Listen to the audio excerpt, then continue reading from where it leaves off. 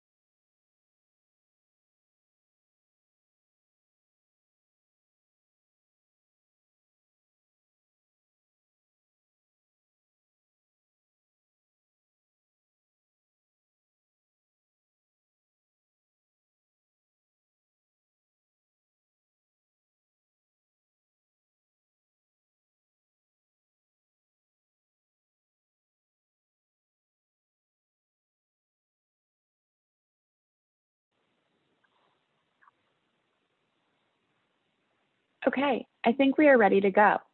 Thank you for joining us for today's webinar. It's time to isolate your workspace. Today's webinar is being presented by Hysolate.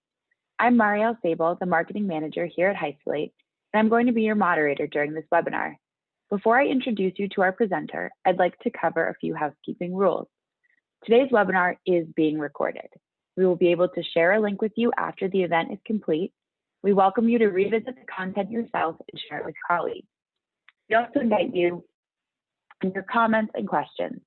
Please look at the Q&A chat box on your screen. If you think of a question for the speaker at any point, just type it in there and I will either pose it to our speaker at the time or hold it for the discussion portion at the end of the event. We have all the attendees automatically muted during the session. Today's presenter is Hysolate founder and CTO, Tal Zamir. Tal is a 20-year software industry leader with a track record of solving urgent business challenges by reimagining how technology works. An entrepreneur at heart, he has pioneered multiple breakthrough cybersecurity and virtualization products. Before founding Hysolate, Tal incubated next-gen end-user computing products in the CTO office at VMware.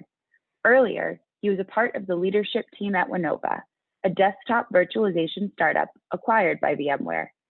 Tal began his career in an elite IDF technology unit, leading mission-critical cybersecurity projects that won the prestigious Israeli Defense Award.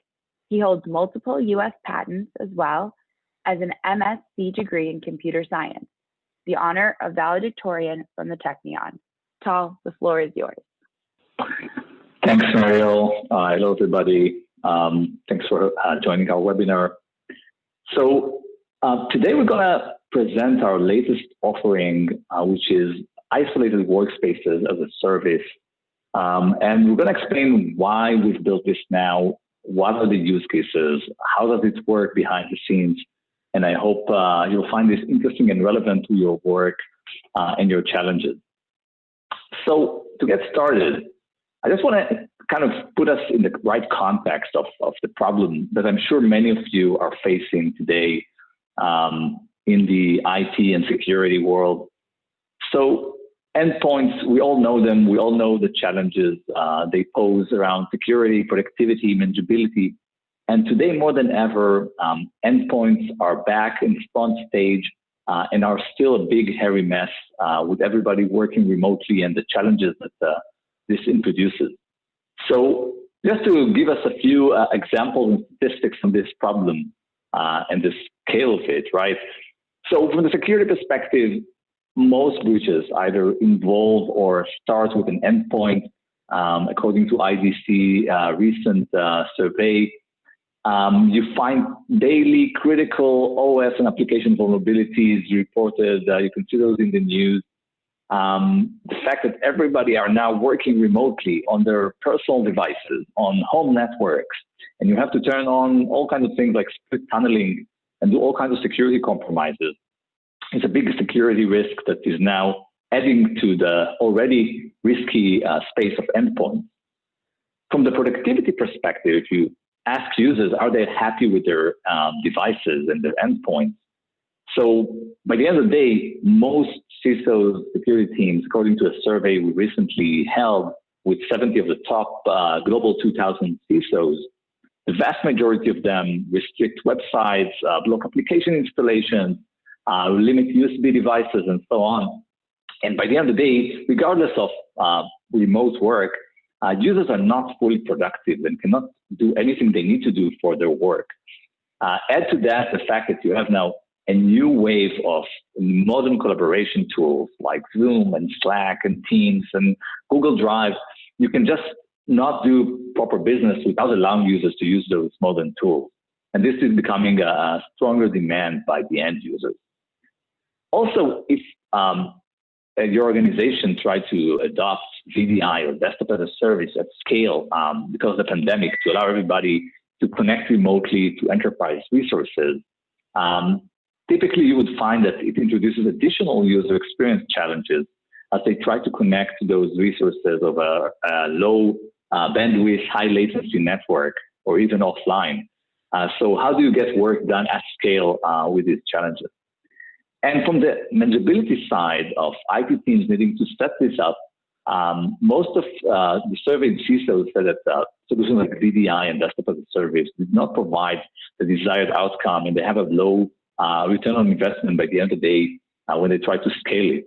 The cost behind VDI and those types of solutions is relatively high. And IT teams are still challenged on how to provide a consistent experience to remote workers, regardless of the device they're using and the location of the network. And with that in mind, our take on this in Hysolate is that to solve this problem, it's not enough to continue building more and more agents, next-gen antiviruses, detection engines, and other security tools that are based on the OS. Because at the end of the day, if you mix corporate assets with personal activities on the same single operating system, by the end of the day, one of those risky activities could be personal stuff you're doing as a user, it could be a third-party application you installed. Those will compromise the operating system and allow the attacker to take over that operating system and get access to your corporate applications. And we see in the industry a shift towards hardware-based isolation solutions and virtualization-based solutions. You can see it in the data center with virtual machines. You can see it with Microsoft adopting virtualization-based security solutions and promoting them. And you can see it with smartphones that take your fingerprint data and put it in a hardware-isolated location. So this is our perspective on this, and we think that isolation-based approaches are the future to protect devices and allow users to stay productive. And with Hysolate in our latest offering, it's actually practical more than ever to leverage virtualization to fully isolate your corporate workspace. So Hysolate basically creates isolated workspaces on both corporate or non-corporate personal devices in minutes and allow you to manage them from the cloud. So it's the first time you can actually create this isolated zone instantly on any user device in a modern kind of way that is easily manageable. The use cases for this are broad, but just to name some of the top use cases for this concept, first is BYOD, or personal third-party devices. So if you have such a program or a desire to build such a program, or you need to allow your contractors to access your corporate assets, or your users to use their home devices to connect to your enterprise applications, Hysolate can create on their devices that are not managed by you, personal risky zone, which is their users' OS, which is what you already have, and alongside it, an isolated corporate access VM used just to access the corporate resources. And we'll go into how this is isolated in practice. Another big use case is Hysolate for corporate endpoints. If you have a corporate-owned, corporate-managed endpoint, a Windows machine, and you want to spin up a virtual machine isolated from the corporate world, which will be used for risky activities, that's how you can do that. And finally, there's Hysolate for privileged devices. So if you're some kind of IT administrator or a payment systems user, and you're using a corporate laptop with email and internet and lots of risky apps in it, and you want to access something sensitive, you could do that in an isolated zone that we spin up instantly on your device. There's just a few examples of how this can solve real-world problems that you might be facing in your specific organization. To zoom in onto one of those use cases, which is one of the top use cases we see Hysolate being deployed for, we can talk about Hysolate for corporate devices. So by the end of the day, if you have some kind of corporate laptop and the user is a demanding user, it could be a knowledge worker or a road warrior or a researcher or a developer, it could be a customer support agent. Those types of users need access not only to your corporate assets, but also to modern tools, research on the internet, modern conferencing applications like Zoom, and other tools that they might not have access to in the corporate zone. And with Hysolate, you can give them access to the full web, to any third-party application, to plug in external USB devices, and so on with this type of solution, while keeping the two zones completely segregated at all aspects, as we'll show in a bit. So with that, I want to first give you a quick demo to just show you around. So I think this will give you the best perspective on what we've built here and how it works in practice. So as you can see here, I'm using Windows 10. This is my own machine. I'm on a corporate laptop, which has a bunch of applications and security agents, and it's locked down in all kinds of ways. And my organization wants me to be able to do more things on my device and to be able to browse the web, install applications, and so on. So the way they start doing so is via the Hysolate management console and invite me as a user to use Hysolate, right? So they will put my email here and kind of define what's the policies I'm going to use. Once they invite me, I'm getting an invitation email saying, welcome to Hysolate, right? It could be, by the way, in this way with an invitation email in a self-service way. Or of course, if you wanted, you could push the Hysolate solution through your existing software distribution tool, like SCCM, Intune, or whatever you have there. And now, if it's a self-service kind of install, the user only needs to download the link. It's literally a 200 megabyte installer the user needs to install. It will take 10 seconds to download over the cloud. And once you have it ready, you click next, finish, install this, and literally within 2 minutes, you have this welcome tour popping up saying, hello, welcome to your new workspace. And the user now knows that he has a new kind of thing on his device where he can do those additional activities, risky activities.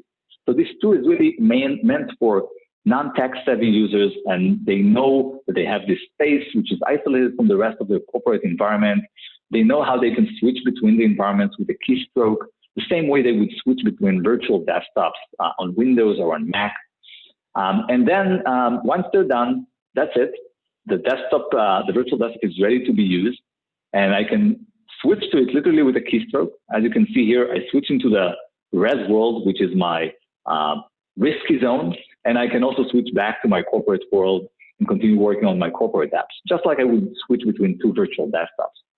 So once I'm in that virtual world, this is actually a Windows 10 OS instantly spun out of your existing host OS that you have there, your existing Windows 10, just a clean version of it. So while the host OS, I'm going to go through the list of applications here, while the host OS has a bunch of applications installed in it, if I'm going into the guest OS and opening the application list, you'll see that it only has the handful of apps that the administrator have provisioned for me and nothing else. So it's a clean version of Windows based on what you already have, patched to the latest version, and with the minimum number of applications that the administrator wanted you to have. And now this zone will be used to do all of the risk activities in a secure way. So for example, if I'm as a user on my corporate world, I'm blocked from accessing things like news websites, as an example, by my web proxy. So when I'm trying to browse to CNN.com, you'll see that I'm blocked, but this website will be automatically launched for me in the risky zone. So you've seen that it switched automatically into the red world, and CNN.com was opened up, launched in this VM without me needing to do anything. It just happens automatically. And of course, the other way around can work as well. If you're trying to access a corporate website in the red world, it will be launched in the corporate zone. And it's not just about websites. Of course, it's any kind of activity that you might be doing right on the device. So for example, you might go and click a PDF that you have on the corporate zone. And your administrator might have defined that PDFs are risky or any other type of content. And now when I'm launching this PDF, it will automatically launch for me in the corporate world, because we understand it's a different type of file that is not supposed to be opened in the corporate world. And therefore, it just launches automatically in that red world so that the user can safely access that document without any risk to his corporate zone. So this is another example of how we make it easy for users to use the right zone. But it's not just about that. It's also things like the names of the folders that you have in that red world. So we've customized it to be distinct from the files you have in your corporate world. So here, my folders, my common folders are called Workspace documents, Workspace downloads, and so on, while the folders on my other corporate OS are called downloads and documents and so on, like I'm used to, right? And this makes it easier for you to understand that these are two distinct zones that are isolated. We also have things like you can open files in a Workspace with a right click or copy them to Workspace to make it easy for users to navigate and move things around between the zones. On top of this, you have controls around clipboard, for example. So you could say that you're allowing content to be transferred between the zones, like I'm doing here. I can take some text I've written over here and copy it over to the corporate world and put it in Notepad in the corporate world. You can see the text that moved along. But if I'm going to try a copy of a file from the red world into the corporate world, like I'm doing here, let's take this PDF and try to copy it over to the blue corporate world. When I'm doing paste, you'll see a pop-up saying transfer denied. I do not have permissions to move content from the red world into the blue world. And of course, all of these policies are centrally controlled at a fine granularity through our management console. So here you can actually define what types of content is allowed, in which direction, what kind of USB devices and network controls and so on are applied to the devices. I'm going to go through a lot of this in detail in a bit, but this gives you just a general understanding of what's going on. Of course, if you get compromised by some kind of, let's say, keylogger on the red world, that keylogger will only capture the keystrokes that you type in that red world and will not capture any kind of sensitive information you type into the blue world. So here I'm typing sensitive data, but you can see that the keylogger that I launched in the red world does not capture that, while it does capture anything else I write on any other application in here. So this guy kind of to give you an example of what happens when something does break through. Another example is what happens when I'm plugging a USB device into my machine. This could be, you know, a thumb drive I got from my colleague or anything else. So I'm just plugging now a USB thumb drive into my own laptop, and you'll see that I'm getting this pop-up from Hysolate asking me whether I want to redirect it into the workspace and access it there. So when I'll say yes, it just goes into that VM, and you'll see it popping up in my workspace as a normal USB device that you can use as a user as a removable disk over here. So as you can see, there's comprehensive security controls. I'm going to go through all of them in detail in the presentation, but I hope this kind of gives you an understanding of what we've built and what are the controls behind the scenes, some of the examples that I provided here. With that, let us continue the presentation. So the first question that pops to mind in many of our conversations with our customers is, how is it different than just running a local VM on my own machine, right? I can just run a Hyper-V VM, or I can just run a VMware Workstation VM on my machine. What's the difference here? So I can tell you, it takes a lot of engineering effort to build this solution at this level of polished user experience, security, manageability, and I'll show why. So first, just a sentence on what are the challenges with traditional VMs. So when you try to use something like Hyper-V VMs or Workstation, you'll bump into user experience issues, security issues, and manageability issues. On the user experience side, things like user mistakes, right? The things I've shown in the demo, when someone tries to browse a website in the wrong zone, how do they know where they need to launch it? And how will it happen automatically? When they're looking for a file they downloaded, and how do they transfer it around to the other side? Or do they automatically launch it in the right place to begin with? This is a big challenge. Where do they do the corporate work or the personal work? If you're not properly configuring your VM and optimizing them, you'll have a lot of performance impact friction from the users that use them. VMs are typically thought of as heavy performance hogs, and we'll show why it's different with Hysolate. And also making it self-service for users, so they don't need to be tech-savvy to understand this and use this. That's a big challenge you have to solve if you're trying to build something like that on your own. From the security perspective, it's not just enough to build a VM. You actually need people to harden the VM, both the settings of the VM itself and the guest operating system. You need to limit the VM traffic, to limit the type of copy and paste that you allow or not allow from the VM to the other zone. You might need to audit or prevent user tampering and all kinds of user activity around that VM. So that's a big deal when you're trying to build such a solution. And from the manageability side, if you go with a traditional kind of local VM approach, the deployment and the updates to a whole OS that you deliver in a virtual machine is very challenging at scale. It's a lot of management overhead. There's an OS license you would need to buy in addition per user. You have to handle huge 40 gigabytes of file downloads per machine to download a huge Windows image to each machine. And you wouldn't have any modern cloud-based manageability about these concepts of virtual machines and copy paste and keylogging and other stuff that we've built into the mechanism. So that's kind of to give you a sense of why it's not that simple to build Hysolate on your own and why a simple local VM isn't enough. We use our 4 years of experience in building Hysolate to build this new offering that is lightweight and scalable for the COVID-19 era. And we took every inch of our technology expertise and our IP to build this. And when we built this new offering, Hysolate Workspace as a Service, we actually stood on the shoulders of giants and took the best isolation technologies that Microsoft offers on Windows 10. I just want to give you a few sentences. I'm not going to go through the entire thing. Don't worry about what are the existing isolation technologies that are out there and what have we relied our built our solution on. And when you look at different isolation technologies, it's important you understand differences between all kinds of types of isolation technologies because they're not all born the same. On one extreme of Microsoft's isolation technologies, what they call with internal code name Helium, which is basically the technology that drives Windows Store apps. So when you download an app from the Windows Store, it's actually isolated, but at a very weak level of file system and registry isolation. It means there's some broker between the application and the operating system, kind of translating the request that the application does into the operating system. And this is giving some level of protection. It's better than classic applications, but it's still not a virtual machine boundary. There's still a huge attack surface of APIs and services that application can use to attack the operating system or to try to attack other processes running on the same kernel, because it's all running on the same operating system. So that's one extreme.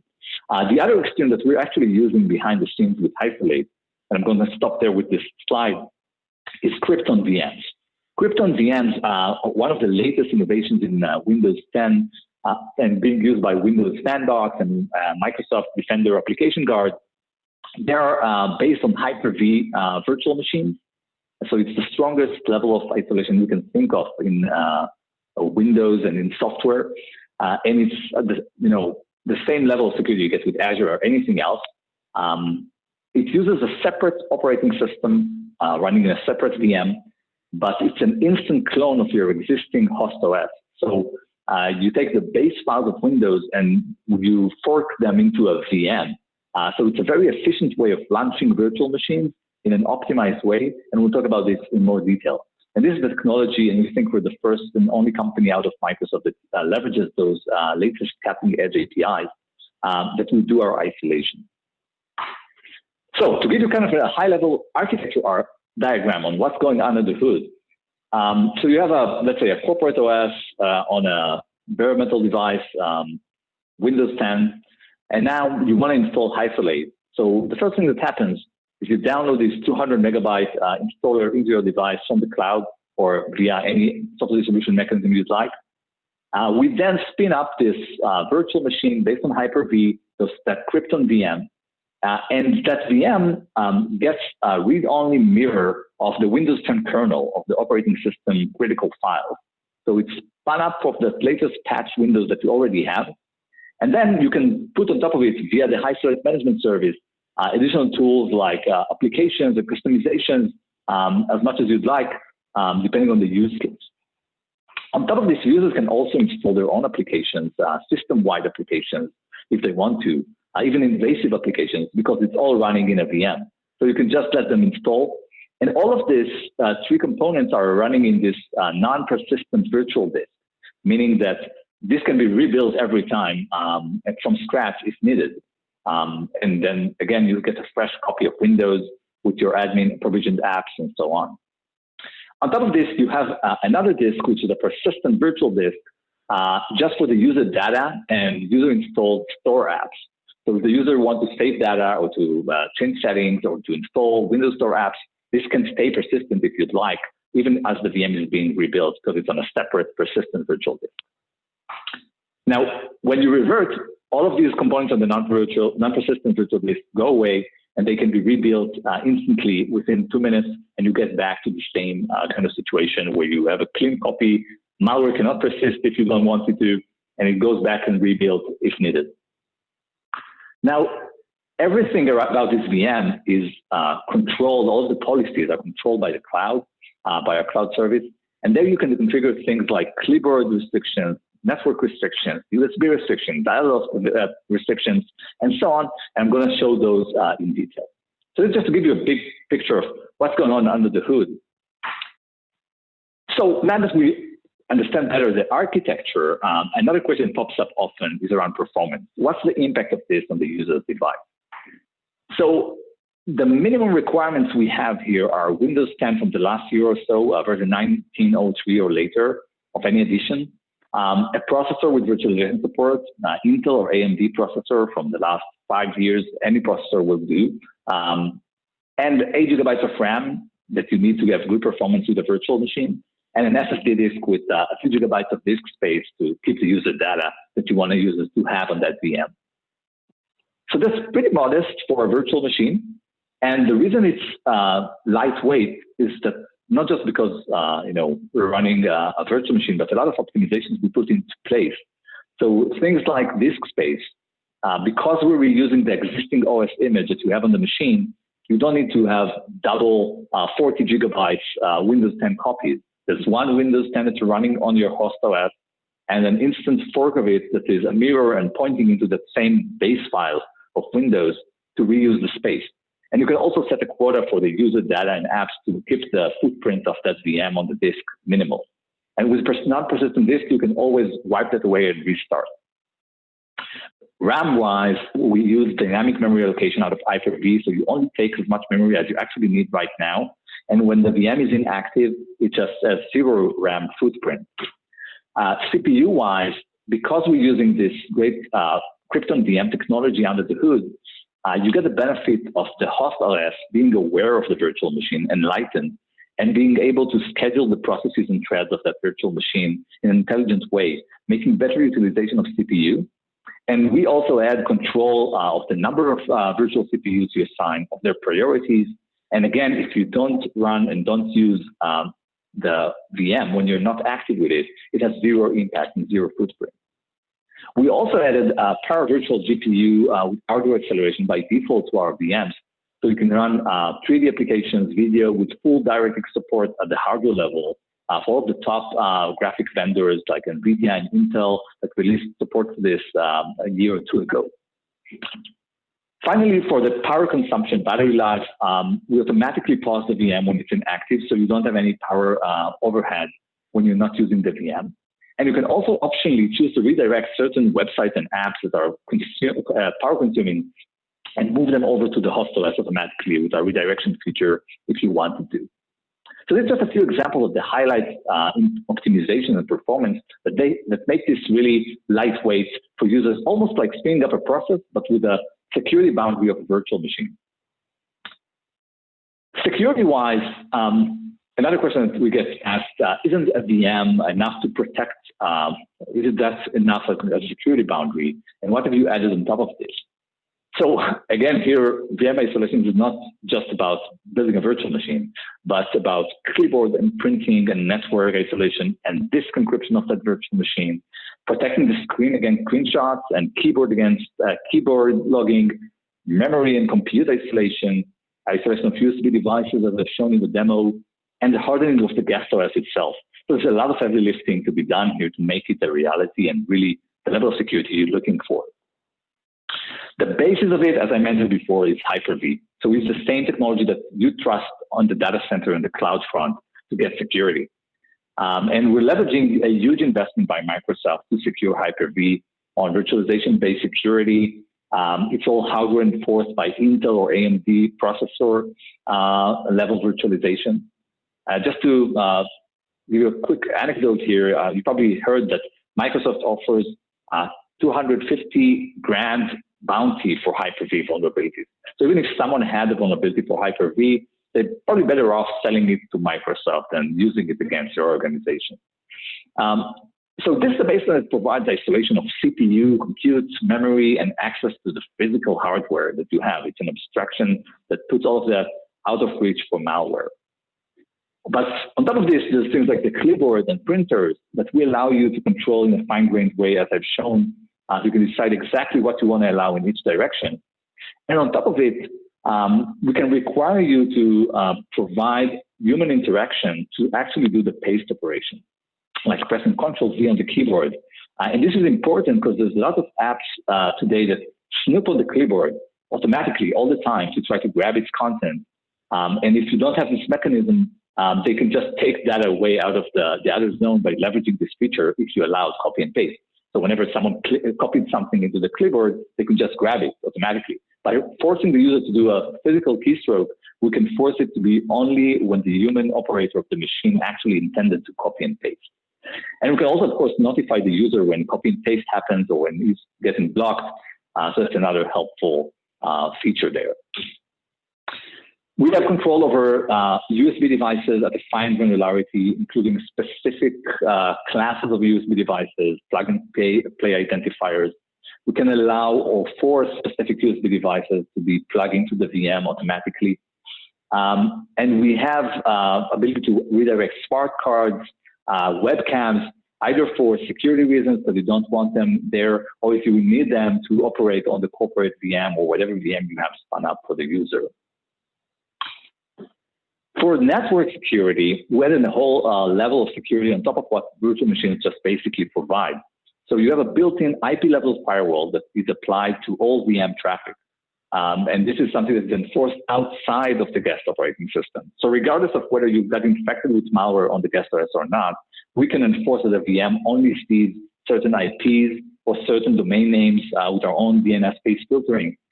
And this is all under the hood based, again, on the shoulders of giants Hyper-V virtual switches and Windows filtering platform as the baseline that we add on top. The use case for limiting the VM's traffic, one example would be if you spin up a corporate VM on a user's personal laptop you want to make sure that the corporate VM doesn't get access to its malicious home network and can only see the VPN gateway of the corporate network if you have such. And we can enforce that VM to only be able to communicate with its corporate VPN and nothing else. So it can be infected by malicious actors in the user's home network. On the other direction, if you have a use case of a corporate laptop running a risky VM, you can force the risky VM to only see a cloud internet proxy or VPN gateway so that it never gets to see your corporate network.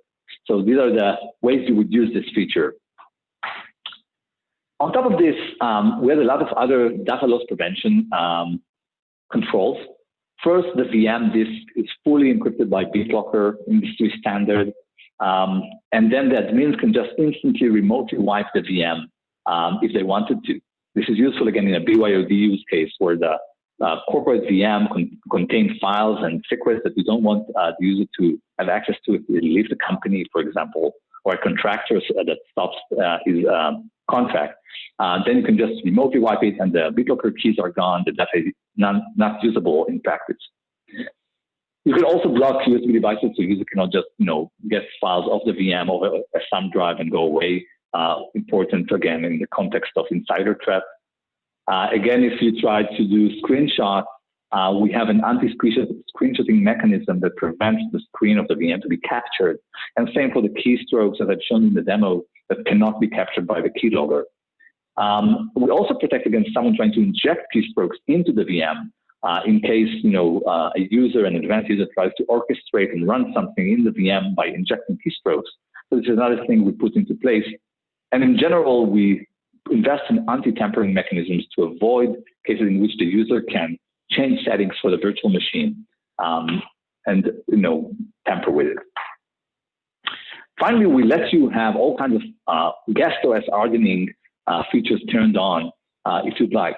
So there's the non-persistent option of both the system disk and the user disk of that VM so that nothing is kept persistent across reboots of that VM. We can also limit the guest user to have no permissions or very little permissions so that they cannot run software in it.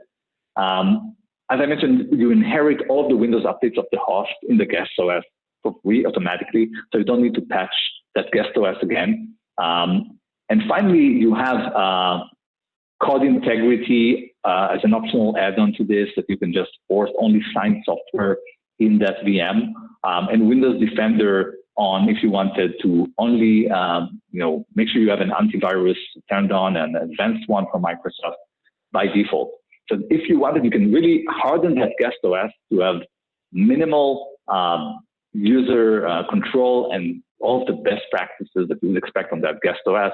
So on top of the VM protection, you have guest level protection as well. And you don't have just to trust us on this. We actually tested this with a third-party pen testing company, the leading pen testers in the world, against the top real-world threats out there. We just took everything we could grab our hands on, and we asked them to try it out, either break out from the guest to the host or on the host to try to break into the guest. And these are just a few examples of the 100 malware that they've tried at us, and none of them were able to breach over to the other side, which is a great indication of the security of the solution. So from there, another question we get asked often is around the user experience. How do users install this? How do users use this? And I think you've seen some of this in the demo I went through. But basically, as you've seen, it's a self-service kind of installation for BYOD users. They don't need to know anything to download and use this with a very lightweight installer with a small footprint. But of course, you can also push this to whatever software distribution mechanism you have in a corporate kind of environment. You can also integrate this with your Azure AD or any other identity provider so that users log in with their credentials that they already have. It's all built for the enterprise. You don't need to reinvent the wheel here. So we've integrated this with Azure AD and SSO. And to make it really a turnkey kind of installation, you can pre-configure this with apps that we push through our cloud service if you wanted, so that you can actually get those applications running immediately after you install the software, and you can just get going and start using the VM for whatever use case you have it for. We added on top of this a lot of experience enhancements. First, as you've seen, it looks just a Windows virtual desktop that you switch between, or like a macOS space that you can just switch into. It doesn't feel like another operating system to the user. They don't need to understand it's another operating system or that there's a virtual machine. We sync all of the regional settings and the time settings and the language settings. So it looks the same to the user. And they cannot, from the guest OS, change settings of the host OS. And they don't even get to see that. So it's very straightforward. And you've seen the redirection features we have around websites that can automatically redirect to the other side. This works by either integrating with your web proxy block page or sign-in page that you have in whatever identity provider. So that basically you just need to tell us, this is the title or the content of the page that your proxy puts when they block you, and we will automatically redirect you to the other side. And as you've seen, we're also able to automatically launch certain file types or certain content in the other VM for the user so that they can't make any mistake like you're seeing in this animation. And finally, it's not just about the end user experience, but also about the admin experience. So we've built this to be a modern cloud service with a cloud management console that, again, is integrated with your identity provider and SSO. So you don't need to do anything new as an admin in order to manage more credentials, both for the admins and for the end users.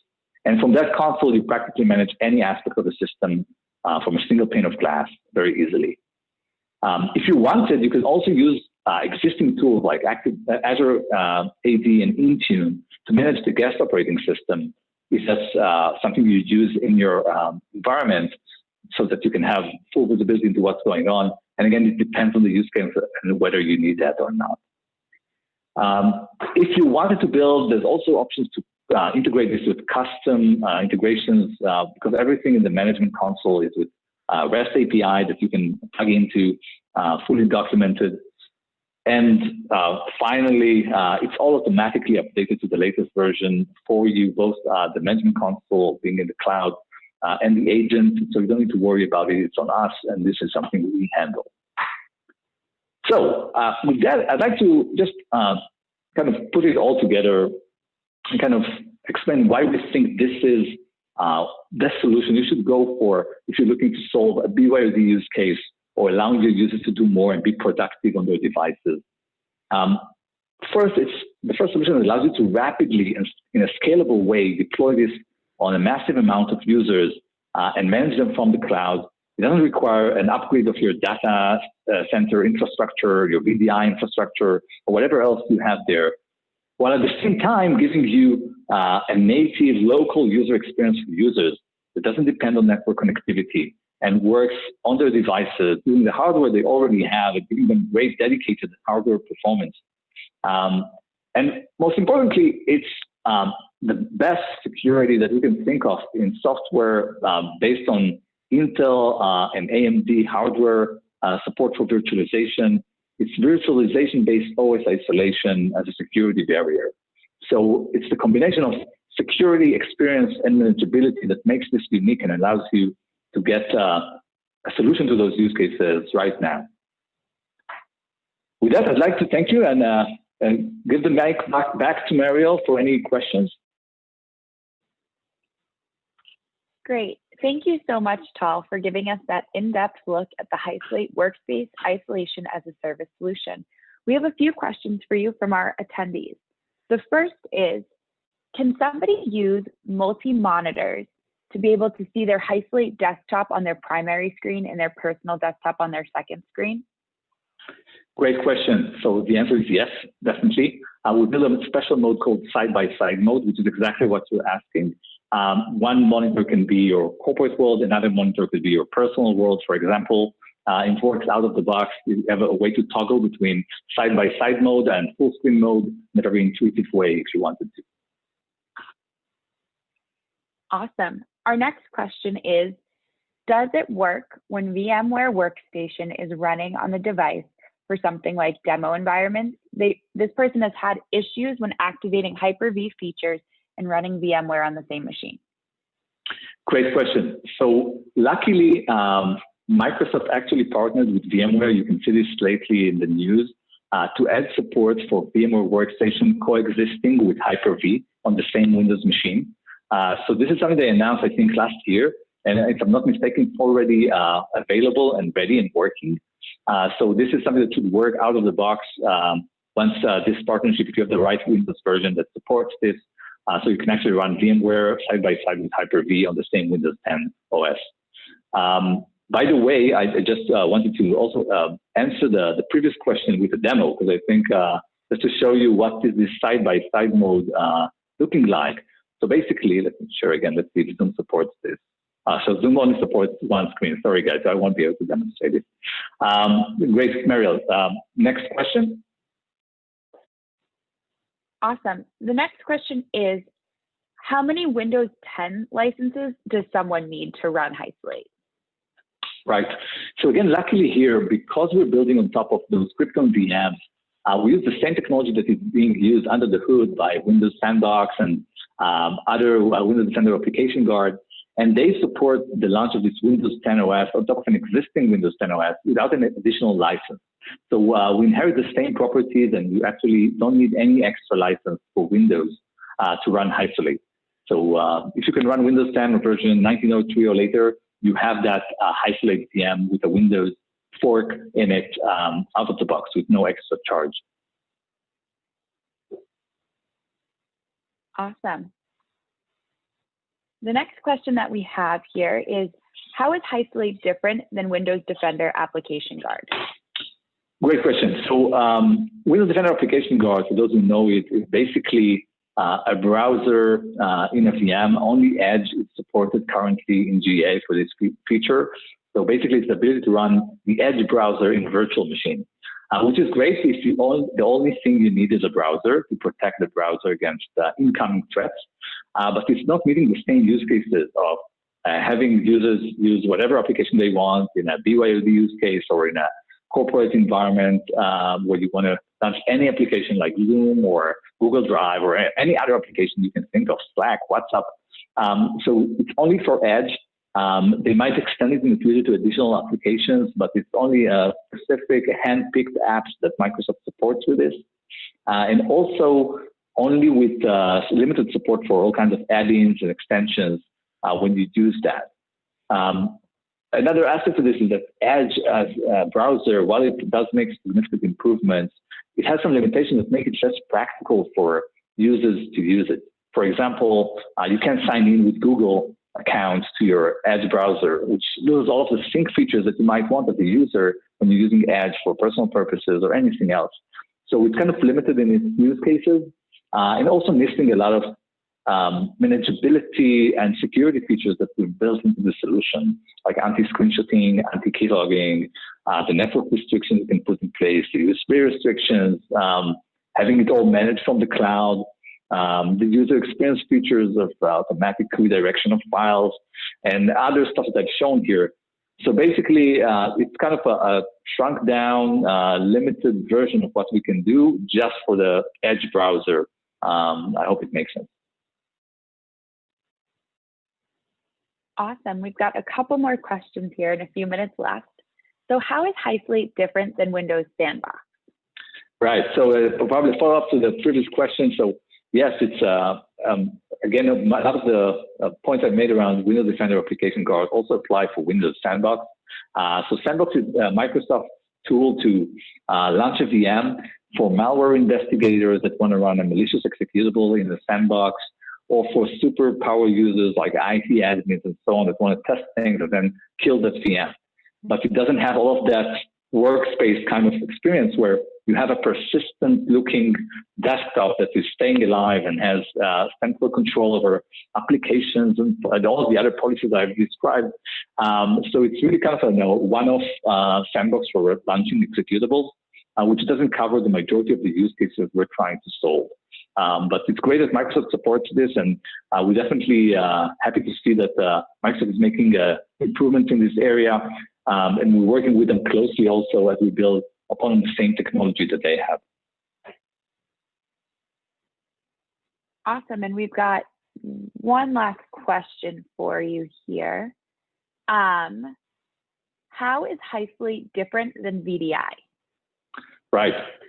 So there's several differences. I would say the top three are number one, think about the cost and the scalability of VDI solutions. So on VDI, you need to have somewhere, either in your data center or in the cloud if you're going with desktop as a service, actual compute resources to run Windows operating system or to share that operating system per user. So if you have 10,000 users, you would need to have 10,000 CPUs, or you could do some sharing and optimization, but to get a good experience, you have to buy lots of compute, storage, networking resources to set this up.